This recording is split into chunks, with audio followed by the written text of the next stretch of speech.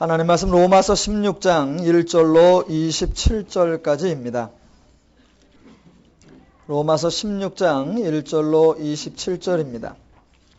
찾으신 분 아멘 하시겠습니다.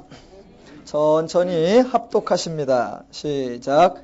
내가 겐그리가 교회의 일꾼으로 있는 우리 자매 베베를 너희에게 추천하노니 너희는 주 안에서 성도들의 합당한 예절로 그를 영접하고 무엇이든지 그에게 소용되는 바를 도와줄지니 이는 그가 여러 사람과 나의 보호자가 되었음이라.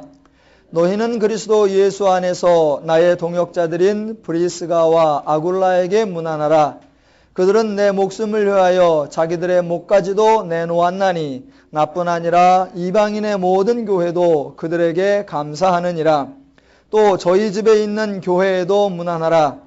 내가 사랑하는 에베네도에게 문안하라. 그는 아시아에서 그리스도께 처음 맺은 열매니라. 너희를 위하여 많이 수고한 마리아에게 문안하라. 내 친척이요 나와 함께 갇혔던 안드로니고와 유니아에게 문안하라.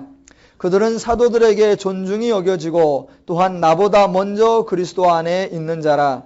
또 주 안에서 내 사랑하는 암블리아에게 문안하라. 그리스도 안에서 우리의 동역자인 우르바노와 나의 사랑하는 스다구에게 문안하라. 그리스도 안에서 인정함을 받은 아벨레에게 문안하라. 아리스도블로의 권속에게 문안하라. 내 친척 헤로디온에게 문안하라. 나기수의 가족 중 주 안에 있는 자들에게 문안하라. 주 안에서 수고한 두루베나와 두루보사에게 문안하라.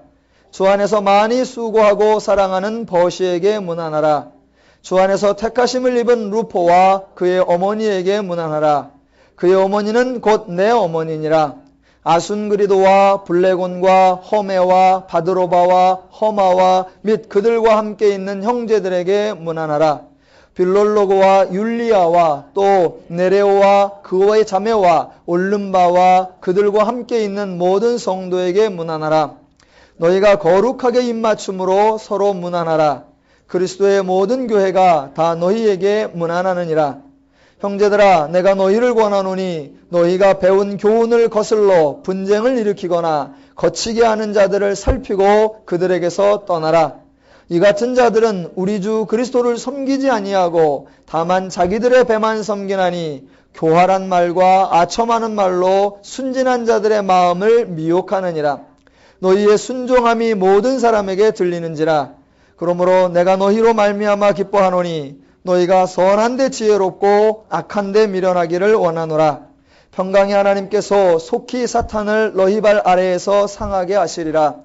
우리 주 예수의 은혜가 너희에게 있을지어다.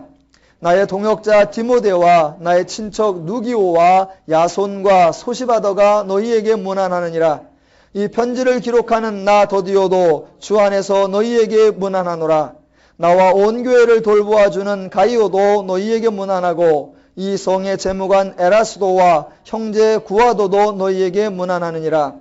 나의 복음과 예수 그리스도를 전파함은 영세전부터 감추었다가 이제는 나타내신 바 되었으며 영원하신 하나님의 명을 따라 선지자들의 글로 말미암아 모든 민족이 믿어 순종하게 하시려고 알게 하신 바 그 신비의 계시를 따라 된 것이니 이 복음으로 너희를 능히 견고하게 하실 지혜로우신 하나님께 예수 그리스도로 말미암아 영광이 세세 무궁하도록 있을지어다. 아멘. 아멘. 2006년 새해 첫 주에 로마서를 시작해서 이제 오늘로 로마서를 마치게 되겠습니다. 다음 주 마지막 예배고 신년부터는 이사야서를 함께 배우도록 하겠습니다. 로마서를 마치면서 로마서 자체가 바울이 그 서신 자체 마지막에 강조하는 그것을 우리도 확인하며 그 강조를 점검해 보도록 하겠습니다.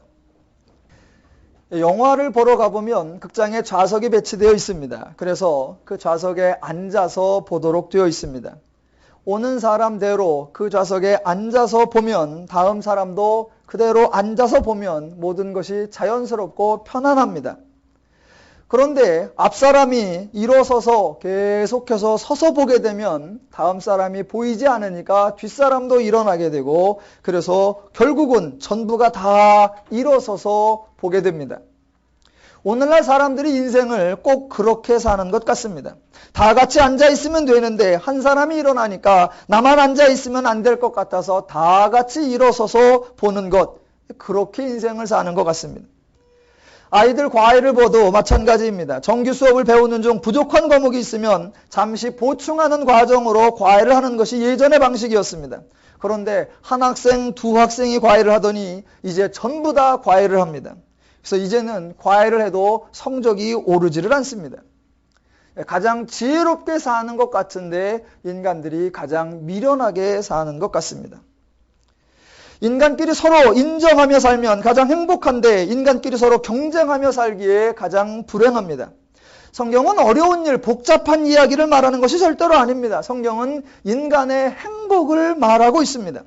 인간의 행복은 하나님이 처음에 인간에게 부여해 주셨던 그 하나님의 마음으로 사는 것입니다.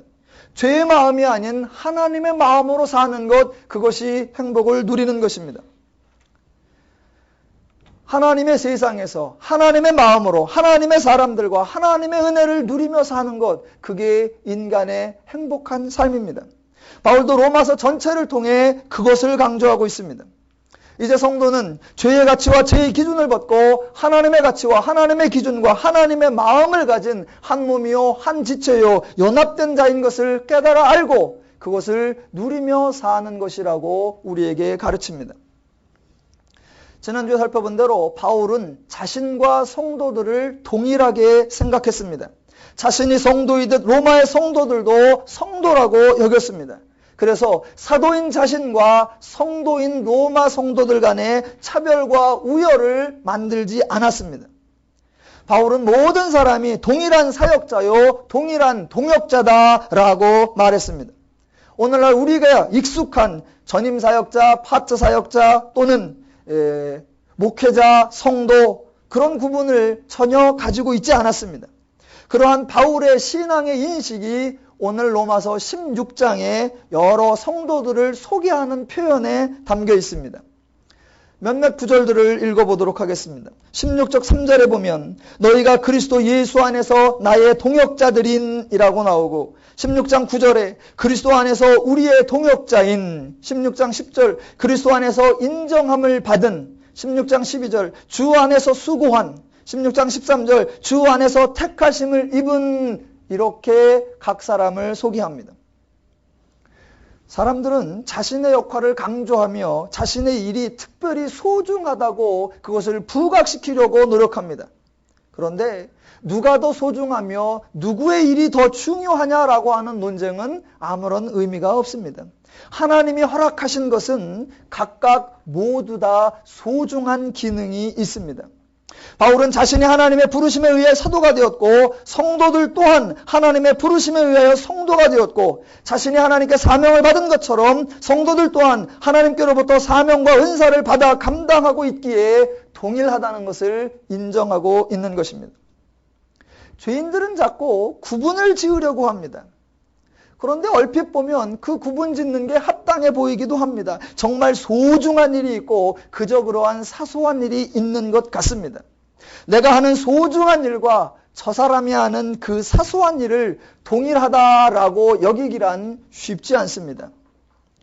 그때의 기준이 하나님의 기준이 아니면 그 우열을 극복하기란 정말로 어렵습니다. 하나님의 부르심과 사명이라고 하는 그 하나님이라고 하는 동일한 기준이 있어야 우리는 하나님 앞에서 같다라고 고백할 수 있는 겁니다. 그래서 바울이 그 기준을 강조합니다. 분명히 일이 다르고 지역이 다르고 은사가 다르고 역할이 다르고 전혀 다른 위치에서 다른 기능을 하고 있는 것이 맞습니다. 그런데 그렇게 자신이 동역자로 인정하는 자신과 다른 사람을 동역자라고 부를 수 있는 그 이유가 뭐냐, 그 기본이 뭐냐 하면 자신이 예수 안에 있듯 그들도 예수 안에 있다는 것입니다. 그래서 조금 전에 읽었던 본문에 동역자여 선택을 받은 부르심을 받은 일꾼인라고 말하지만 바로 그 앞에 그리스도 안에서 주 안에서 예수 안에서 그리스도 예수 안에서라고 강조하는 것입니다. 그 일의 가치를 인간이 정하는 것이 아니라 하나님이 정하신다는 것입니다. 각각의 사명을 인간이 선택하는 것이 아니라 하나님이 부여하신다는 것입니다. 하나님은 각 사람을 가장 정확히 아시기에 각 사람의 달란트에 맞게 가장 적절하게 부여하시기에 하나님 안에서는 일의 모양과 기능과 역할이 다를지라도 동일하다, 동일한 일꾼이다, 동역자다 라고 일치와 연합과 하나됨을 유지할 수 있는 것입니다. 로마서 16장에는 로마에 있는 성도들의 이름이 약 한 26명 정도가 등장합니다. 우리는 이 이름들을 읽으면서 별다른 뉘앙스를 받지 못하고 그저 여러 사람이 있구나라고 생각할 뿐입니다. 어느 개척교회 목사님은 로마서 16장을 날마다 읽는답니다. 왜 그러냐 그랬더니 오메 성도 많아 좋겠네 그러셨다 그래요. 어느 여집사님도 이 16장을 자꾸 읽으셨다 그래요. 그래서 왜 그러십니까 그랬더니 여기는 주방봉사가 몇 달에 한 번 돌아오나 그러셨대요. 우리는 전부 다 자기 입장에서만 읽습니다. 그런데 이 편지를 자세히 분석한 학자들은 아주 대단한 것을 발견해냅니다. 우리는 이 이름들이 어떤 뉘앙스가 있는지 잘 모릅니다. 왜냐하면 우리식 이름이 아니기 때문에 이게 어느 나라 사람 이름인지 이게 어느 계층의 이름인지를 잘 모릅니다. 그런데 학자들이 그 시대의 그 이름들의 특성을 살펴본 결과 이 이름들에는 로마식 이름이 있고 유대식 이름이 있답니다. 그래서 이름만 보아도 이 사람은 로마 사람이겠구나, 이 사람은 이스라엘 사람이겠구나 라는 게 당연히 안다고 그럽니다.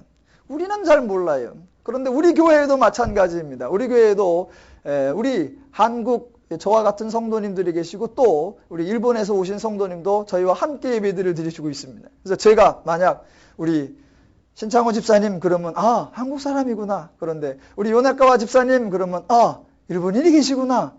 그 이름을 알면 그렇게 알 수 있습니다. 그것처럼 이 로마서 16장에 나와 있는 이름들의 유대인식 이름이 있고 로마인인 것을 알 수 있는 이름이 있습니다. 그래서 딱 보면 이 로마 교회 공동체 내에 유대인인 사람들이 있고 이방인인 사람들이 함께 있구나라는 것을 알 수 있습니다. 또 바울이 설명하는 사람들 중에 어떤 사람은 매우 유력한 자가 있습니다. 저가 많은 것으로 나에게 공개하였도다. 저가 우리에게 큰 도움을 주었도다. 저게 많은 것으로 여러 사람을 이롭게 했도다. 유력한 자가 있고 또 몇몇 사람들의 이름은 그 당시 노예들이나 천민들에게 많이 유행했던 그런 이름들이 등장합니다.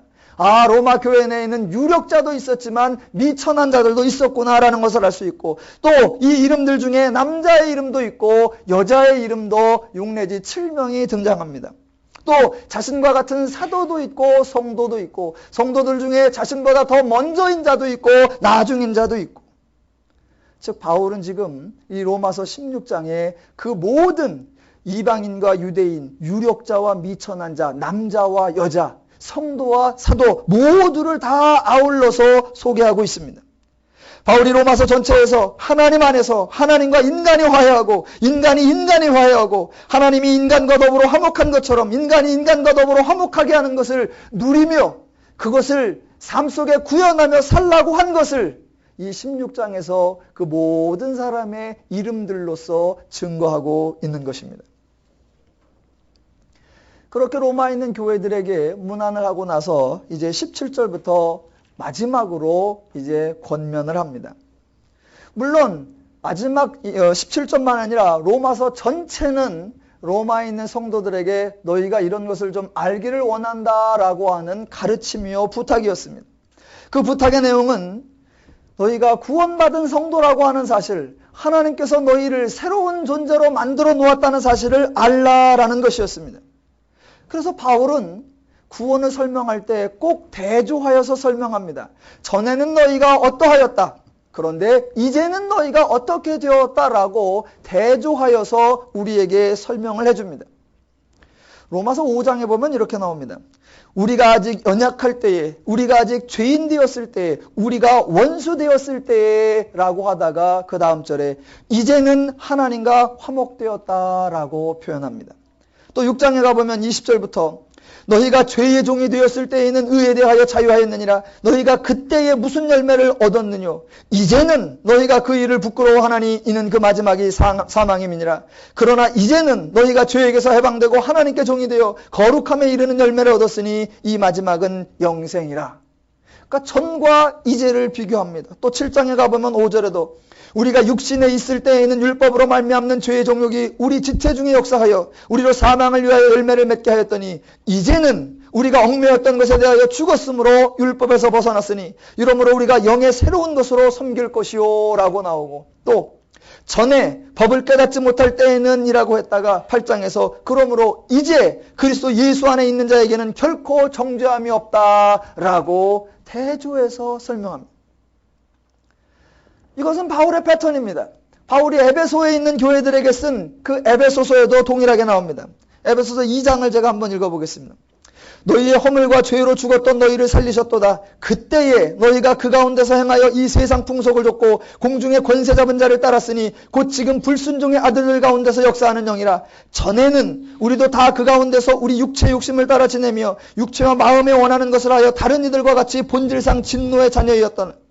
그러므로 생각하라. 너희는 그때에 육체로 이방인이요 손으로 육체에 행한 할례당이라 칭하는 자들에게 무할례당이라 칭함을 받는 자들이라. 그때에 너희는 그리스도 밖에 있었고 이스라엘 나라 밖의 사람이라. 약속의 언약들에 대하여 외인이요 세상에서 소망이었고 하나님도 없는 자이더니 이제는 전에 멀리 있던 너희가 그리스도 예수 안에서 그리스도의 피로 가까워졌느니라. 그러므로 이제부터 너희가 외인도 아니요 손도 아니요 오직 성도들과 동일한 시민이요 하나님의 권속이라 라고 표현합니다. 구원받기 이전의 상태와 구원받은 그 이후의 상태를 대조하여 설명하고 있습니다. 성도는 성경이 구약과 신약이 어디가 같은가를 알아야 하지만 또 하나 구약과 신약이 어디가 다른지도 분별하셔야 합니다. 오늘날 많은 교회들이 구약과 신약이 어떻게 다른지를 구분할 줄 모릅니다. 신약에서도 복음서와 서신서가 어떻게 다른지를 구분할 줄 모릅니다. 구약과 신약 중에 복음서는 우리들의 이전 모습입니다. 그러나 저와 여러분은 지금 서신서를 살고 있는 것입니다. 구약에서 하나님이 하시겠다라고 하는 일을 오늘날 우리가 하겠다고 나서면 그것은 어리석은 일입니다. 복음서에서 예수님이 행하시겠다는 일을 오늘날 우리가 하겠다고 하면 그거는 시대착오적인 것입니다.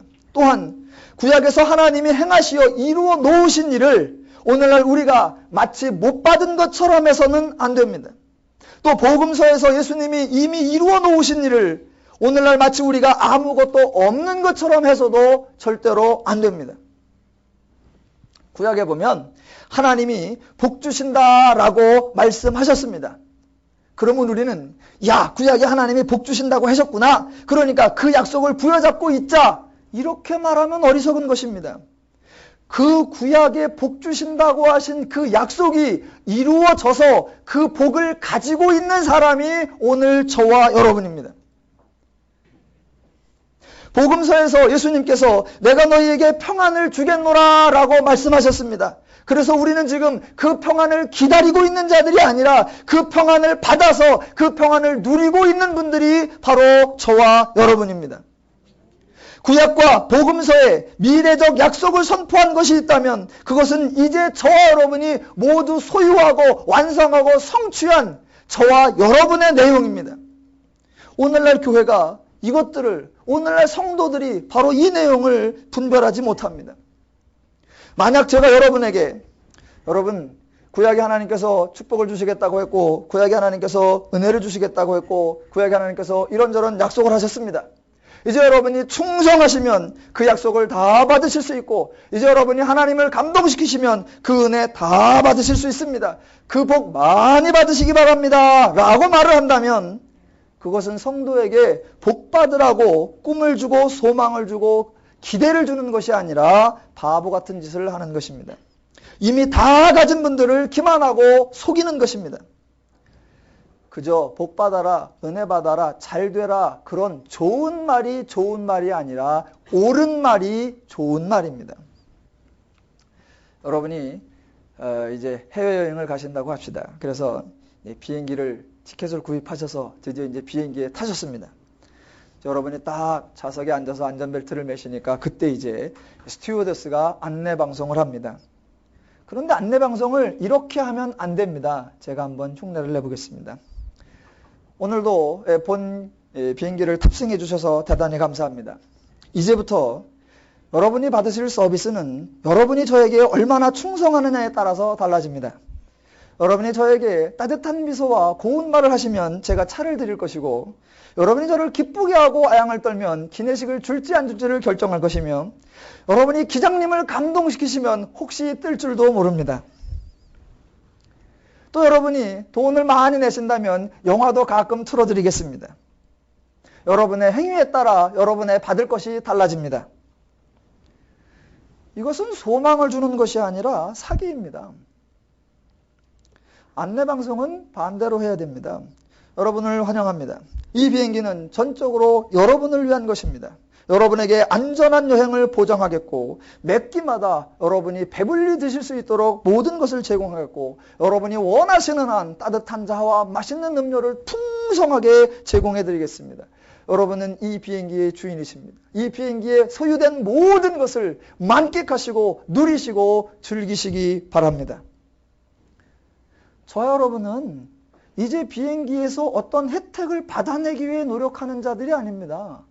구약에 선포된, 복음서에 선포된 그 모든 것을 성취한 자요, 이룬 자요, 완성한 장본인으로서, 성도로서 존재하시는 성도입니다. 복 받으려 애쓰지 마시고 받은 복을 아시고 마음껏 신앙을 누리시기를 주님의 이름으로 축원합니다.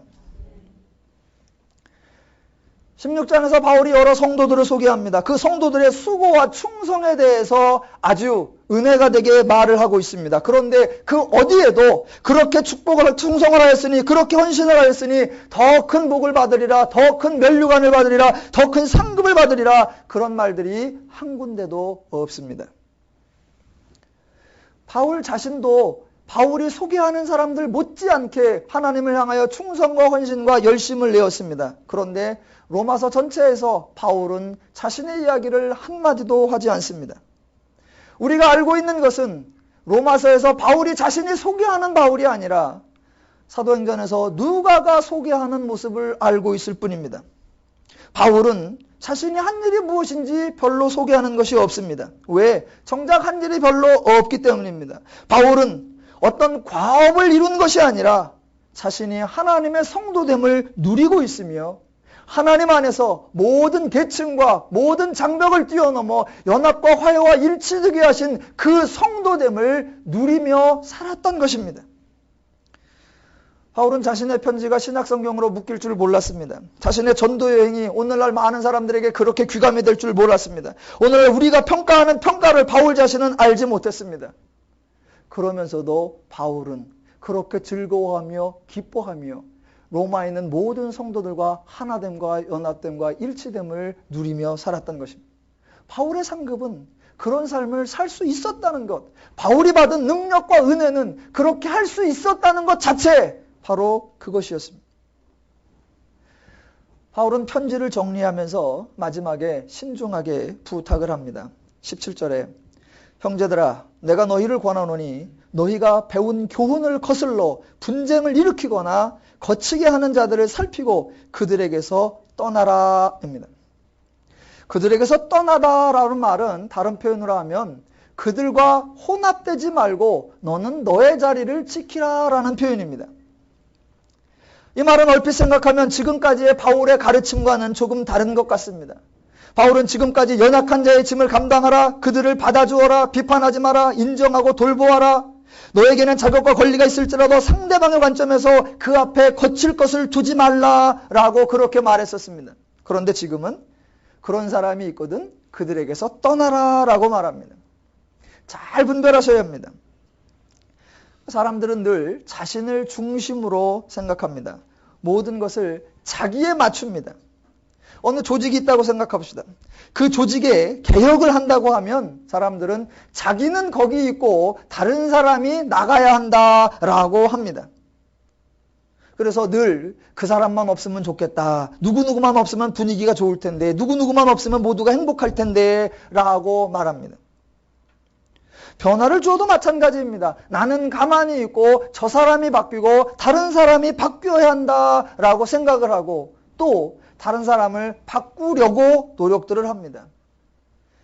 인간이 행하는 일 중에 가장 미련한 것은 다른 사람을 변화시키려고 하는 것입니다. 다른 사람을 변화시킬 수 있다는 기대를 아예 버리십시오. 일부에 우리 신학생들이 여럿이 앉아 있었습니다. 그 중에 이제 커플도 있었습니다. 그래서 제가 그들에게 제발 부탁을 했습니다. 이 사람이 단점도 있고 이 사람이 부족한 것도 있지만 제가 살면서 고치면 돼요. 어림없는 생각을 하지 마라.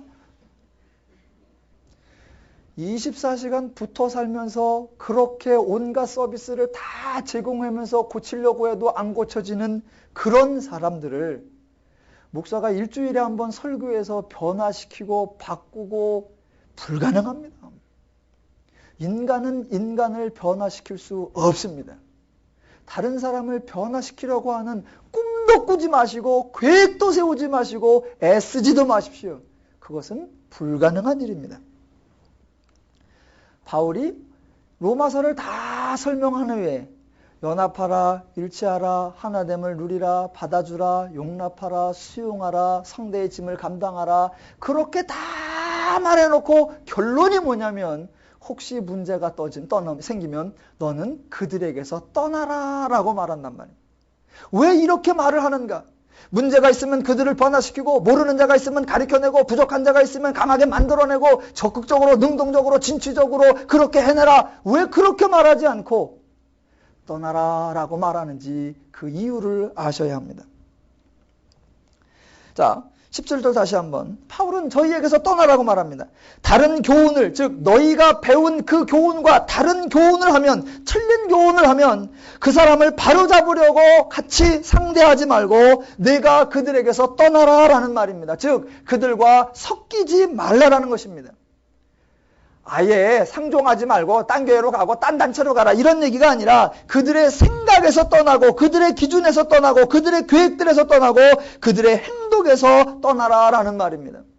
다른 표현으로 하면 너의 하나님께로 배운 바른 방식과 바른 원리가 있다. 그런데 누군가가 그 원리가 아닌 다른 방식과 다른 원리로 행하면 너는 거기에서 떠나 내가 가지고 있는 원래 너의 성도된 하나님이 너에게 부여하신 그 하나님의 마음, 그 하나님의 원리, 하나님의 기준 그 자리를 지키고 있으라 라는 말입니다. 우리는 그렇게 안 합니다. 내가 옳은 것을 가지고 있는데 누가 조금 틀리게 말하면 그 사람을 고쳐주려고 난립니다. 그게 아니야, 이게 옳은 거야, 그건 잘못된 거야, 내가 맞는 거야. 그를 설득하려고 들고 그를 가르치려고 들고 그를 변화시키려고 합니다. 근데 바울은 그렇게 하지 않고 그들에게서 떠나 너의 너됨을 지키고 있으라. 왜요? 너의 설득과 너의 가르침으로 변화될 수 있는 게 아니라는 것입니다.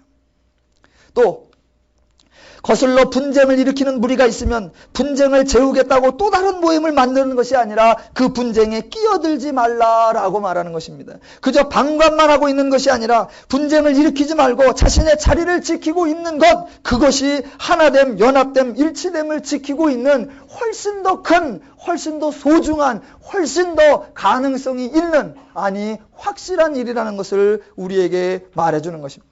또 거치게 하는 사람이 있습니다. 그러면 그 사람 손봐주겠다고 더 거칠게 하지 말고 그 사람 앞에서 피하라. 그 사람의 방식으로 하지 말고 자신의 방식, 하나님의 방식을 가지고 있으라 라고 말하는 것입니다. 세상은 이런 것을 소극적이다, 도피적이다, 수동적이다, 방관적이다 라고 말합니다. 아닙니다. 이것이 옳습니다. 적절하진 않지만 한 가지 예를 들어보겠습니다. 학교에서 교실에서 이제 학생들이 좀 떠들거나 시끄러울 때가 있습니다. 좀 시끄럽다 싶으면 꼭 큰 소리 치는 학생이 하나 있습니다. 큰 소리를 치면서 조용히 해! 그럽니다. 그러면 꼭 다른 사람이 또 소리 지릅니다. 너나 조용히 해! 다른 사람이 떠들면 너는 거기서 떠나. 그 같이 떠드는 것에서 떠나 너는 조용히 하고 있으라 라는 말입니다. 그들을 조용히 시키겠다고 무엇인가를 하려고 하지 말고 모두가 떠들고 있으면 너는 너의 자리를 지키라. 너는 너의 본분을 지키라. 너는 너의 방식을 지키라 라는 것입니다. 또 사람의 무리가 있으면 그 중에 꼭 파당을 짓는 사람들이 있습니다. 파당을 지어서 무엇인가 합니다. 그러면 그 나쁜 음모를 분쇄하기 위해서는 반대파가 또 뭉쳐서 우리가 옳다는 것을 드러내야 한다 라고 또 다른 조직을 만들어냅니다. 그러면 그것은 결국 연합되는 것이 아니라 그 파당이 해결되는 것이 아니라 더 큰 파당이 나버리고 납니다. 그래서 어떤 파당이 생기면, 분쟁이 생기면 그 분쟁을 해소하겠다고 나서지 말고 그 분쟁에서 너는 빠져 있어서 너의 자리를 지키라. 그것이 그 분쟁을 해결하는 방식이다 라고 말하고 있습니다. 세상은 이런 것을 소극적이다, 도피적이다, 수동적이다, 방관적이다 라고 말합니다. 그런데 아닙니다. 이것이 옳습니다. 불의를 행하지 않는 것은 당연한 것이고 혹시 불의를 행하지 않는 자가 있으면 그가 어찌하려고 하지 말고 너는 의를 지키고 있으라 라고 하는 말입니다. 가끔 사람은 이제 비판할 때가 있습니다. 근데 비판을 어떻게 하냐면 앞에서 안 하고 꼭 뒤에서 합니다. 뒤에서 이제 수근수근거리고 이제 약간 이제 불평불만을 합니다. 그러면 그 소리가 이제 당사자에게 들어가요. 당사자가 꼭 이렇게 말합니다. 할 말 있으면 앞에서 당당하게 나한테 얘기를 해야지 왜 뒤에서 꿍시렁거리냐고. 그런데요, 비판은 뒤에서 해야 됩니다. 앞에서 꿍시렁거리다 맞아요. 그렇게 뒤에서 그러지 말고 앞에서 하라고. 여러분, 앞에서 대놓고 얘기하는 건 이미 관계가 끝난다는 걸 전제로 하는 겁니다. 그래도 뒤에서 꿍시렁거리는 건 그래도 관계를 이어가겠다라고 하는 그런 깊은 뜻이 있는 겁니다. 사람들은 그 생각을 안 해요. 정정당당하게 내 앞에서 얘기를 해보라고.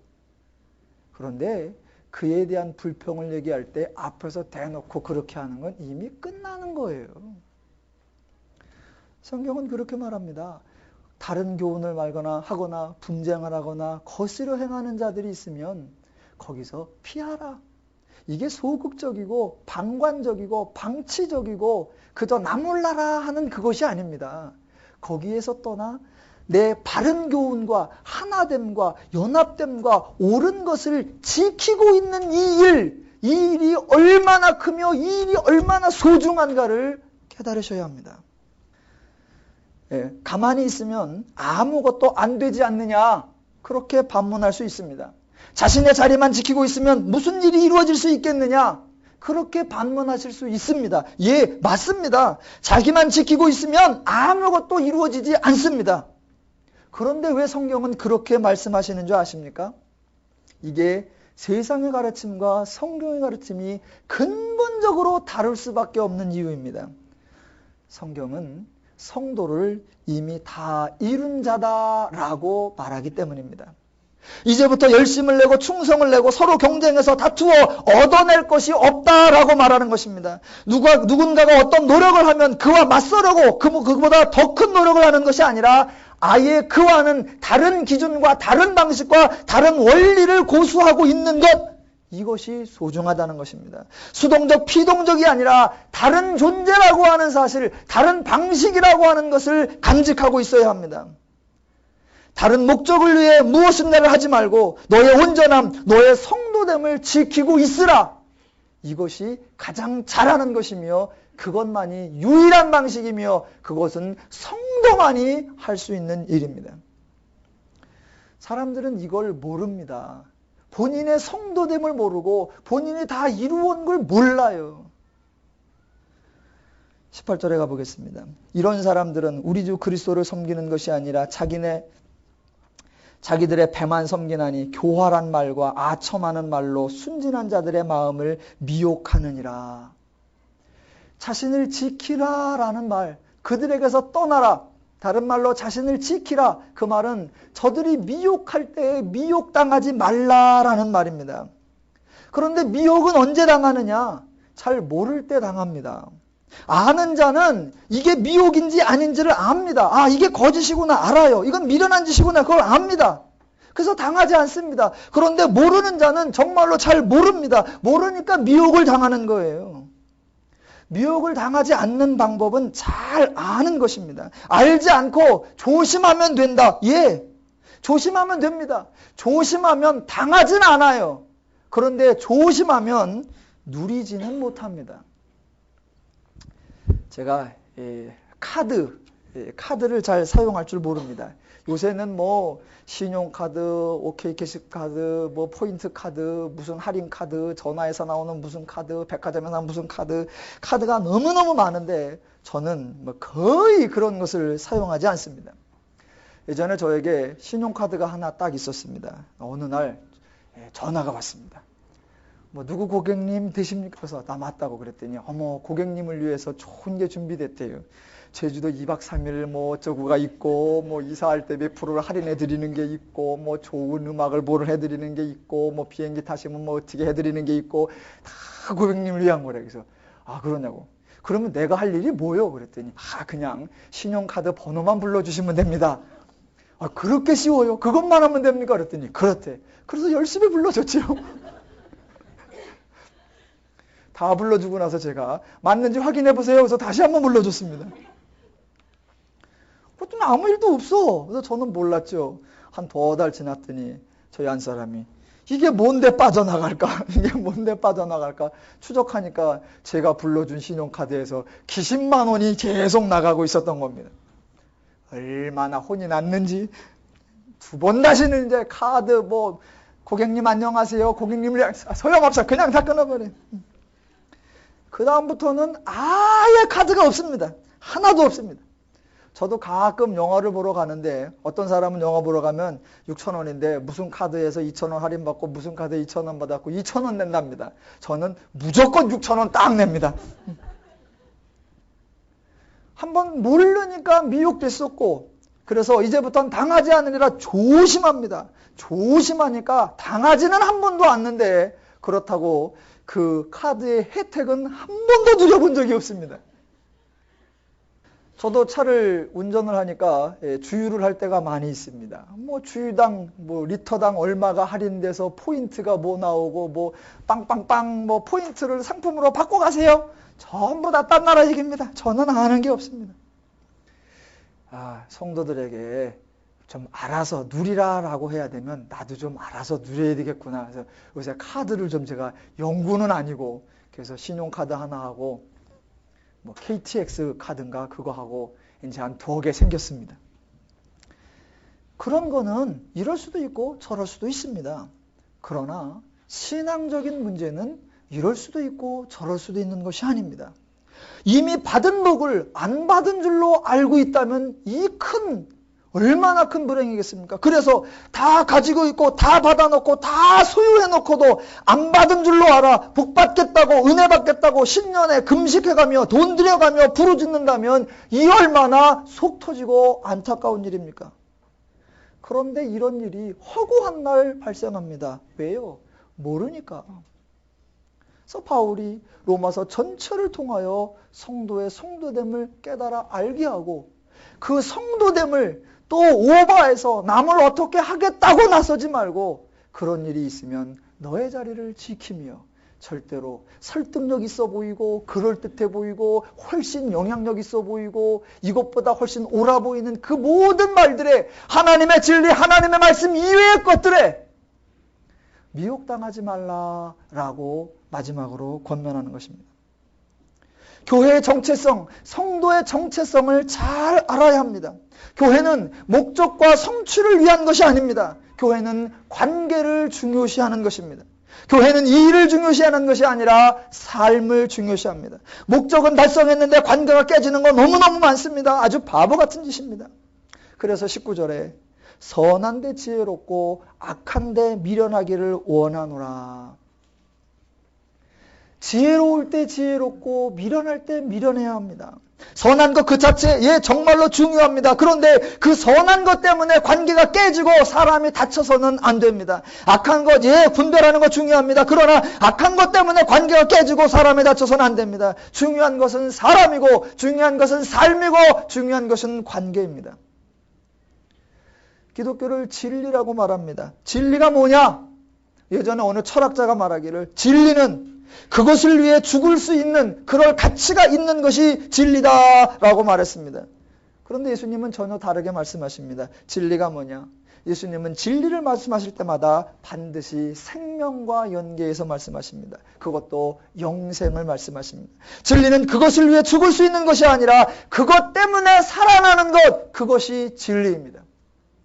진리를 들이대어 거짓된 자를 다 죽이는 것이 아니라 거짓된 자를 진리로 살려내는 것, 그것이 진리의 역할이며, 성도가 나의 성도됨을 통하여 다른 사람을 정죄하고 심판하며 부인해내는 것이 아니라 그 성도됨으로 인하여 다른 사람을 성도 될 수 있도록 만들어내며 내 자리를 지키고 있고 하나님께서 나에게 부여하신 그 성도됨을 유지하고 있는 것이 가장 소중하며 가장 큰 일이라고 오늘 우리에게 말하고 있습니다.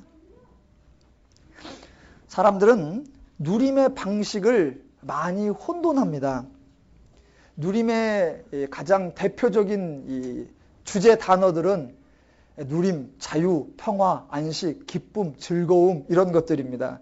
그런데 많은 분들은 누림 그러면 방치, 안일, 나태, 지멋대로 이렇게 생각을 합니다. 그거는 절대적인 오해입니다. 방치하는 건 포기하는 것이고 누림에서 말하는 것은 자유입니다. 자유를 주는 것과 방치하는 것은 전혀 다른 것입니다. 예를 들어 보겠습니다. 사람들은 무엇인가를 목표를 세우고 그것을 해보려고 대단히 노력들을 합니다. 그런데 하다가 안 되면 그때 그 목표를, 그 노력들을 내버리고 이제 될 대로 되라. 이제 네 하고 싶은 대로 해라. 그때 그것이 이제는 너에게 자유를 준다라고 생각을 합니다. 아니요. 자기가 하려고 하다가 안 돼서 그때서 허락하는 건 자유가 아니고 그건 포기입니다.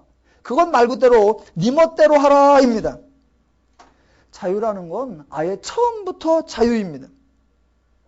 해보려고 하다 안 돼서 인자가 아니라 원래 그런 목표가 아닌 거고 원래 그런 방식이 아닌 거다라고 하나님이 너에게 주신 방식, 하나님이 너에게 주신 원리, 하나님이 너에게 주신 은사, 하나님이 너에게 주신 달란트, 너의 때, 너의 장소, 너의 위치, 너의 기능에 맞게 적절하게 행하라.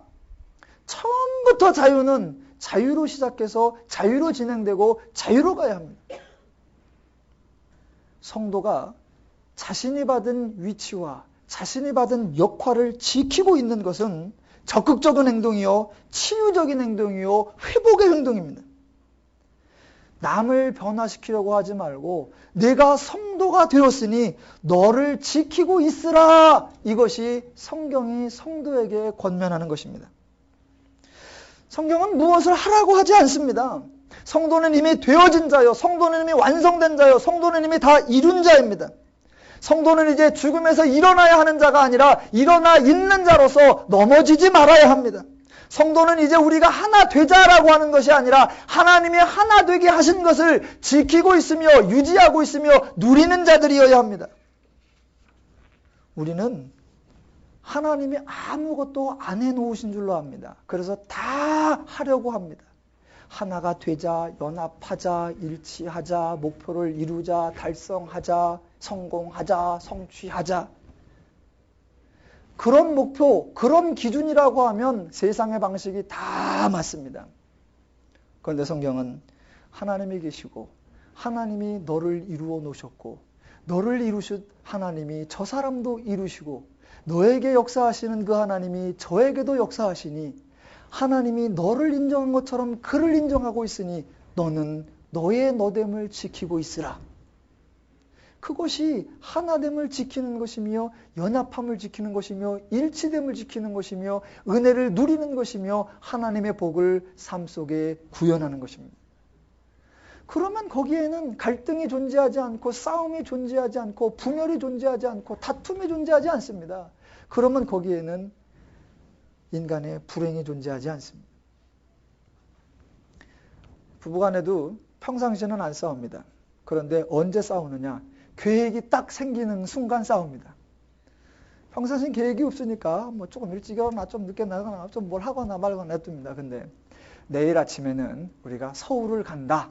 딱 계획이 생기는 순간 왜 이렇게 늦게 있나요? 그거부터 해서 왜 이렇게 난리야? 왜 이렇게 많이 씻어요? 왜 그것을 입어요? 왜 안 해요? 왜 저래요? 목표가 생기는 순간 그 목표에 따라 내 방식이냐 네 방식이냐, 왜 내 원리로 안 하냐 네 원리로 안 하냐. 그러다 이제 갔다 옵니다. 서울을 갔다 오면 그때부터는 씻고 자거나 말거나 마루서 자거나 말거나. 그 목표가 없어지면 싸우지 않습니다. 성도는 목표를 이룬 자요, 완성한 자요, 달성한 자요, 성취한 자라고, 행복을 가진 자요, 은혜를 가진 자요, 복을 가진 자라고 선포합니다. 그런 성도이기 때문에 성도에 합당한 삶의 원리를 가르치며 권면하고, 그것은 성도만이 할 수 있는 것이라고 우리에게 말하고 있습니다. 바울이 그렇게 하고 맨 마지막에 이제 정말로 마지막에 25절부터 로마서 서신서를 끝맺음합니다. 읽어보겠습니다. 나의 복음과 예수 그리스도를 전파함은 영세전부터 감추었다가 이제는 나타나신 바 되었으며 영원하신 하나님의 명을 따라 선지자들의 글로 말미암아 모든 민족이 믿어 순종하게 하시려고 알게 하신 바 그 신비의 계시를 따라 된 것이니 이 복음으로 너희를 능히 견고하게 하실 지혜로우신 하나님께 예수 그리스도로 말미암아 영광이 세세 무궁토록 있을지어다. 즉 마지막에서 나의 나됨과 너의 너됨이, 우리의 우리됨이 하나님의 계획하심 속에서 이루어졌고, 그 계획을 이루어 가시는 하나님의 역사하심을 따라 이루어졌으며, 또 그 하나님께서 말씀으로 우리를 능히 견고하게 하실 것이다 라는 것을 분명히 알고 있고 자신이 그 삶을 누리고 있기에 이런 찬양함으로 편지를 마칠 수 있는 것입니다. 누린교회도 오늘로써 로마서 설교를 끝냅니다. 물론 부족한 것이 너무너무 많고 다시 하면 훨씬 더 잘할 것 같습니다. 그러나 오늘로써 마치고 저도 여러분에게 마지막 권면을 드립니다. 누린교회 성도 여러분이 성도의 성도됨을 아시고 성도에게 부여하신 하나님의 성도됨의 본분을 지켜가시며 여러분도 하나님을 찬양할 수 있는, 이런 찬양이 저절로 나올 수 있는 그 삶을 누려나가시기를 주님의 이름으로 축원합니다. 기도하겠습니다.